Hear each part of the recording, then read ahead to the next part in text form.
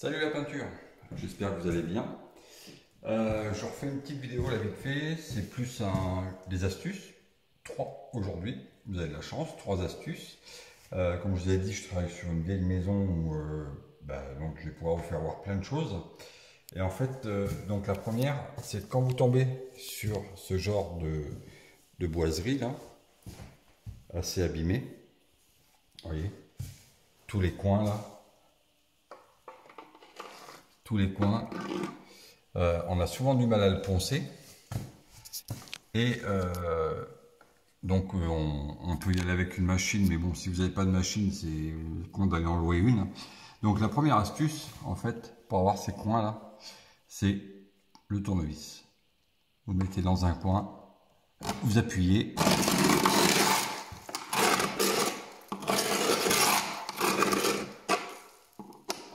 vous le mettez bien à plat comme ça. Je sais pas si, hop, comme ça, je montre. Vous êtes bien dans l'angle.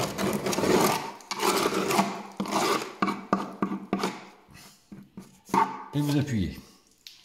Voilà. Donc vous faites ça, si vous avez toute une porte ou un encadrement, vous le faites jusqu'en bas. Ensuite, vous prenez la brosse à épousseter pour enlever toutes les poussières. Hein. Voilà. Donc voilà. Ça, c'est la première astuce quand on n'a pas de papier de verre. Enfin, si, il faut du papier de verre, mais là, dans les angles, c'est toujours embêtant. En plus, on peut se faire mal. Donc, le coup du tournevis. Ensuite, vient l'heure du rebouchage. Donc là, ça risque de pas être évident pour moi parce que je vais le faire voir à une main. Le rebouchage, vous prenez une cartouche acrylique, vous l'aurez coupé, alors, hop, en biseau, comme ça. Et là, vous la mettez dans l'angle. Tac.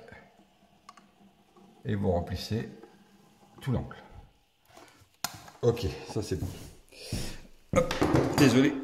Non, faut que j'arrête de m'excuser, moi c'est chiant. Alors ensuite, vous avez une option, c'est de mettre un coup de doigt tout le long.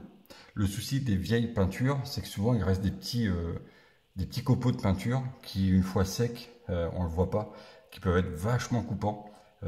Je parle pour expérience, hein, c'est pas la première fois.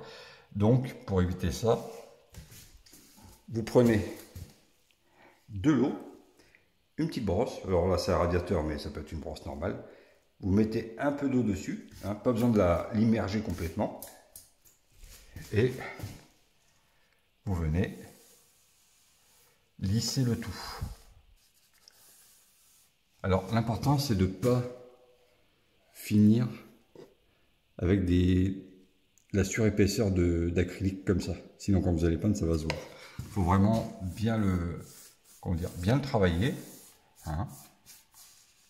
Mettez pas trop d'acrylique non plus, ça sert à rien.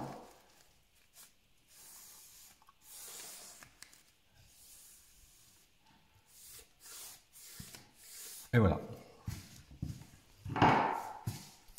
Le tour est joué. Alors le truc, ça je vais enlever ça parce que c'est pas... Voilà. Le truc, c'est que si vous voulez vous essayer, le faites peut-être pas sur un grand panneau. Faites pas les 4 panneaux en même temps parce que l'acrylique ça sèche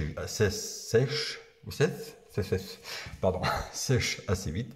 Donc vous faites juste un coin, vous mouillez, un autre, tac, vous mouillez et ainsi de suite. Hein. Pour les angles, je vais vous faire voir vite fait. Pour les angles, il n'y a rien de sorcier. Hop. Alors vous pouvez en mettre un si vous n'êtes pas le roi de l'acrylique, il n'y a aucun souci. Vous voyez, c'est dégueulasse. Donc en fait, j'étale et au niveau de l'angle, je viens faire un quart de tour. Hop.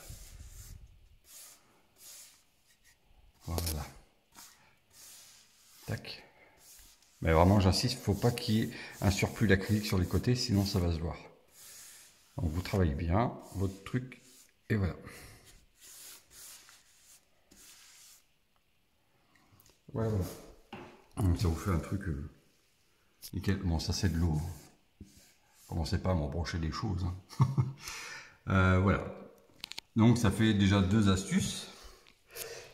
Et la dernière, pour finir, je vais le dire, c'est mieux. Ouais, bon. C'est quand vous voulez prendre une porte. admettons, d'accord? Vous voulez pas une porte, et puis le truc c'est que vous embêtez à chaque fois, vous tenez la porte pendant que vous peignez, c'est super galère. Vous n'avez pas forcément de contrepoids pour bloquer la porte. Donc pareil, le truc tout bête, vous reprenez un tournevis, et là, vous ouvrez votre porte, là, et vous passez votre tournevis en dessous de la porte, hein, qu'il soit droit. Tac, et voilà. La porte est bloquée, la poignée ne touche pas contre le mur, donc aucun risque de refaire un trou. Et vous êtes tranquille. Voilà. Bon, c'était trois petites astuces qui peuvent peut-être vous aider. Voilà, donc il y aura d'autres choses la semaine prochaine. Je vais essayer de vous faire voir des nouveaux réchampis, comment peindre sans déborder sur le plafond, mais cette fois sans être pile poil au niveau de l'angle entre le plafond et les murs. Ce sera plus en retrait du mur et du plafond, et ça fait une finition quand même qui n'est pas trop dégueulasse. Et je trouve même que cette astuce est mieux pour des novices que essayer de se mettre dans l'angle pile poil. L'angle n'est jamais droit, donc ça vous fait un truc pas génial. Truc là, moi je l'ai découvert il y a à peu près 5-6 ans, je n'ai jamais vraiment utilisé parce que ça fait bientôt 20 ans, enfin ça va faire 20 ans que je suis peintre, donc je suis toujours habitué à peindre dans les angles. Mais là honnêtement sur le chantier je m'éclate, et en fait je m'aperçois que c'est vachement mieux comme ça, à peut-être 2000 du mur au niveau du plafond. Ça vous fait une ligne à peu près linéaire. Je vais essayer de vous faire voir, comme c'est pas moi qui fais les premières couches, c'est peut-être pas super, mais bon, vous verrez à peu près ce que je veux dire. Bon là avec la lumière ça fait pas super, ça fait pas génial. Mais honnêtement quand on y est, voilà. Ouais, et puis la lumière est pas géniale donc ça fait pas... Vous voyez, ça fait une petite marque blanche, ce qui fait pas trop dégueulasse. Et en fait, il n'y a pas besoin d'être sorti de Saint-Cyr. Vous avez même le droit plus à l'erreur de faire ça, de ne pas être très droit, que de suivre l'angle d'un plafond et d'un mur qui lui est souvent comme ça, et en fait on voit que ça. Donc je vous ferai voir un peu la technique la semaine prochaine.